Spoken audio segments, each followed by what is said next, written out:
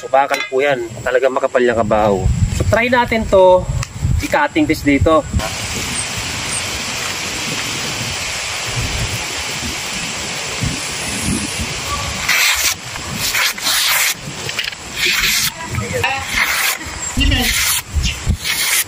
Hey everyone, so kung makikita nyo kasi yung hawak-hawak ko, talagang maganda. Ito yung bagong design natin kabahaw. So black yung handle niya. Discovered niya kabahaw, gawa sa Nara. Yung handle niya na itim. So meron tayong portrait dito na stainless. Yung fittings natin, aluminum.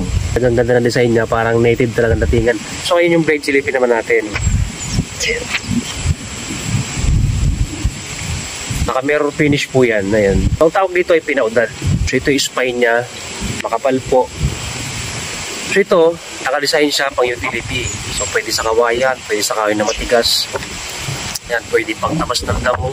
Inaiba lang ito dun sa ibang yatak na mga ganda. Ito kasi, all in na eh. So mandun na yung maganda yung quality ng blade. Ayan, so pwede siyang pang display, pwede pang self-defense, pwede pang tabas, pang kahoy. Madaling salita, pang utility talaga maganda to. Naman talaga dapat pag bumili ka yung mga all-in na, yung pwede na sa lahat. Tulad dito, ayan, naka-center edge po siya kabahaw. So yung blade dito, gawa sa mulye. Testing natin yung talas nito.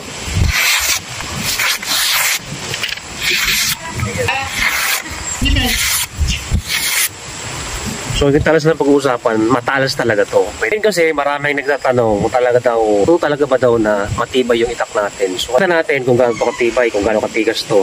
Ito para sa inyong kalaman, kung makikita nyo, may mga bakat pa na yan, ng mga nakaraan. Nag-cutting test tayo, gamit yung tubo na to. Ayan, may mga bakat pa yan. Talagang legit tayo kabahaw. So bakal po yan, talagang makapal yung kabahaw. So kung makikita nyo, nakatayo yung tubo na yan. So try natin to, i-cutting test dito. Ayan. So para makita nyo talaga na matibay yung blade natin. Ayan.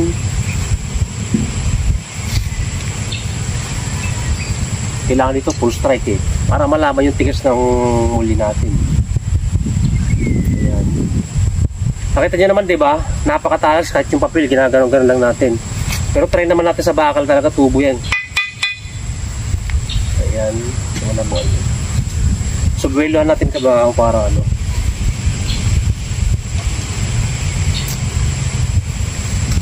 Wala pa ako stretching eh.